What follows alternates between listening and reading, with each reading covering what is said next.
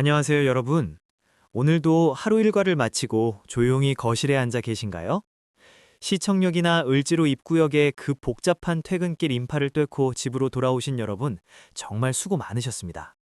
아마 지금 이 영상을 보시는 분들 중에는 오늘도 바쁜 하루를 보내고 겨우 숨 돌릴 틈을 찾으신 분들도 계실 겁니다.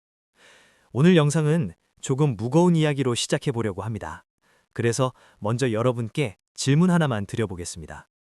지금 통장에 얼마가 있으면 여러분은 노후가 안전하다고 생각하십니까? 3억일까요?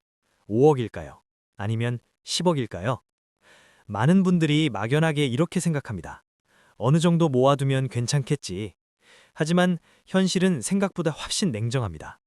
실제로 국민연금연구원 조사에 따르면 우리나라 은퇴 가구의 절반 이상이 월 200만 원 이하의 소득으로 생활하고 있다고 합니다. 또 다른 조사에서는 은퇴를 앞둔 가구들의 평균 금융자산이 대략 1억에서 2억 정도 수준이라는 결과도 있습니다. 평생을 일하며 버텨왔는데 막상 은퇴가 가까워지면 통장을 바라보며 이런 생각이 스쳐 지나갑니다. 내 노후 정말 괜찮은 걸까? 그래서 오늘 영상에서는 딱 한 가지 질문에 답해보려고 합니다. 은퇴를 앞둔 우리가 도대체 얼마가 있어야 노후가 안전한지, 그리고 그 돈을 어떻게 준비하고 어떻게 관리해야 하는지 아주 현실적인 방법으로 차근차근 이야기해 보겠습니다. 문득 거울을 보면 어느새 희끗해진 머리카락과 깊어진 주름이 보일 때 참 많은 생각이 드실 겁니다.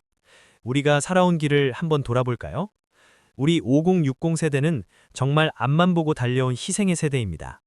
자식들 대학 보내고 남부럽지 않게 결혼시킨다고 평생 부어온 적금 깨면서도 정작 내 노후는 뒷전이었던 게 우리들의 모습이죠. 서울의 중구 을지로 빌딩 숲 사이에서 자식 뒷바라지하며 보낸 그 세월이 이제는 텅 빈 통장과 마디 굵어진 손가락으로 돌아와 있습니다. 어디 그뿐인가요?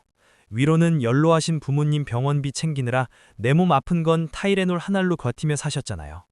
서울 시내 대형 병원 로비에서 대기번호를 기다리며 초조하게 지갑을 열어보던 그 순간들이 떠오릅니다. 자식들한테는 짐이 되기 싫어서 나는 괜찮다, 너희나 잘 살아라 라고 거짓말하는 게 일상이 된 우리 샌드위치 세대의 서글픈 현실입니다. 하지만 여기서 우리가 직시해야 할 더 아픈 현실이 있습니다. 여러분, 이제 솔직해집시다. 우리 부모님 세대까지만 해도 자식이 부모를 봉양하는 게 당연한 도리였죠. 하지만 우리 자식들은 어떻습니까?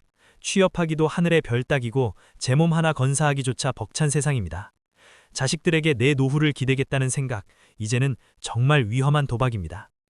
여기서 여러분께 다시 한번 질문을 드려보겠습니다. 혹시 아직도 마음 한구석에서 우리 자식들이 나중에 도와주겠지라는 기대를 하고 계시지는 않으십니까? 냉정하게 말하면 이제 그런 시대는 지나가고 있습니다. 반대로 우리 부모님들은 의료기술의 발달로 유례 없이 긴 노후를 보내고 계십니다. 위로 아래로 쏟아야 할 돈은 끝이 없는데 정작 나를 지켜줄 사람은 아무도 없는 이 독자 생존의 시대입니다. 만약 지금 이 시점에서 제대로 된 준비 없이 노후를 맞이한다면 우리에게 어떤 미래가 기다리고 있을까요? 준비되지 않은 노후는 장수의 축복을 장수의 저주로 바꿉니다. 몸은 아픈데 병원비가 없어서 자식들 눈치를 보며 치료를 미뤄야 하는 상황은 상상만 해도 끔찍하죠. 평생 일궈온 자부심은 온데간데 없고 생계를 위해 고령의 나이에도 고된 단순 노동을 전전해야 하는 현실은 생각보다 훨씬 가혹합니다. 돈이 없다는 건 단순히 불편한 게 아니라 인간으로서의 존엄성을 지키기 힘든 긴 겨울을 맞이하는 것과 같습니다. 실제로 통계를 보면 65세 이후 평생 의료비가 평균적으로 8천만 원에서 많게는 1억 원 가까이 들어갈 수 있다는 연구도 있습니다. 생각보다 많은 돈이 노후에 필요하다는 뜻입니다. 본격적인 이야기 시작하기 전에 여러분의 소중한 자산을 지켜드릴 구독과 좋아요 한 번씩만 꼭 부탁드릴게요. 여러분의 클릭 한 번이 제게는 큰 힘이 됩니다. 제가 상담을 하다 보면 정말 안타까운 분들을 많이 만납니다. 퇴직금을 허망하게 날린 사례들을 말씀드릴게요. 가장 먼저 조급한 마음에 무리한 주식이나 검증되지 않은 가상화폐에 전 재산을 거는 경우입니다. 남들은 얼마를 벌었다더라 하는 소문에 휘둘려 도파민의 속삭임에 넘어간 결과는 참혹합니다. 시장이 조금만 흔들려도 손실을 메꾸려고 빚까지 내서 물타기를 하다가 결국 하락장을 견디지 못하고 평생의 결실이 신기루처럼 사라지게 되죠. 여러분, 혹시 주변에서도 이런 사례를 보신 적 있으십니까? 은퇴자금이 단 몇 번의 투자로 사라지는 경우 생각보다 많습니다. 두 번째는 자식을 향한 무조건적인 사랑이 독이 된 사례입니다. 평생 성실히 직장 생활을 했던 박 차장님은 은퇴 후에 아들이 사업을 하겠다며 도와달라는 말에 퇴직금 3억 원을 덜컥 내주었습니다. 아들의 성공이 곧 나의 노후라고 믿었던 결정이었지만 경험 부족으로 사업은 1년도 안 되어 망했고 박 차장님은 노후 자금을 잃은 것은 물론 아들과의 관계까지 완전히 틀어져 고립된 노후를 보내고 계십니다.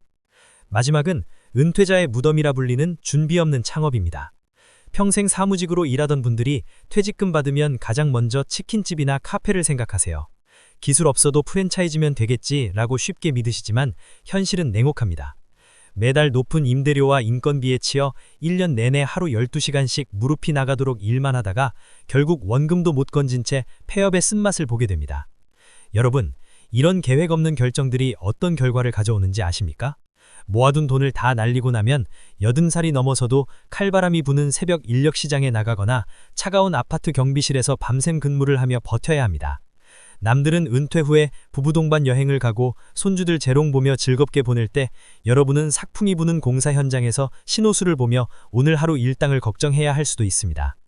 평생 고생만 했는데 은퇴 후에도 쉬지 못하고 몸을 써서 일해야 하는 그 막막한 현실, 여러분은 절대 겪으시면 안 됩니다. 이제 곧 은퇴입니다. 은퇴하고 나서는 그동안 모아둔 돈으로 여유롭게 생활해야 하지 않겠습니까? 하지만 아직 자식 등록금도 남았고 결혼까지 시켜야 하는데 여기에 부모님 병원비까지 겹치면 정말 눈앞이 캄캄하실 겁니다. 그렇기에 지금이라도 얼마 안 남은 미래를 똑바로 직시하고 아주 구체적인 계획을 세워야 합니다. 그럼 도대체 얼마가 있어야 충분한 걸까요? 미국 트리니티 대학의 교수들이 찾아낸 아주 유명한 법칙, 바로 4%의 법칙을 적용해 보겠습니다. 참고로 이 4% 법칙은 미국 연구를 기반으로 한 계산입니다. 한국에서는 세금이나 의료비 같은 변수 때문에 조금 더 보수적으로 3%에서 4% 정도로 생각하는 것이 안전하다고 전문가들이 말합니다. 오늘은 이해를 돕기 위해 4%를 기준으로 설명해 보겠습니다. 내 자산의 4%만 매년 꺼냈으면 30년 뒤에도 원금이 그대로 남아있을 확률이 95%라는 마법 같은 숫자입니다. 자, 이제 종이와 펜을 꺼내서 여러분의 숫자를 계산해 볼까요? 이 계산을 끝내면 막연한 불안감이 할 수 있다는 확신으로 바뀔 겁니다. 1단계는 월 최소 생활비를 정하는 겁니다. 단순히 먹고 자는 비용만 생각하지 마세요. 우리가 놓치기 쉬운 항목들을 세세하게 적어보세요. 첫째, 갑작스러운 치과 치료나 내과 방문 같은 부부의 병원비. 둘째, 아파트 관리비와 매달 내는 각종 공과금. 셋째, 부모님의 장기 요양비와 수술비 같은 간병자금.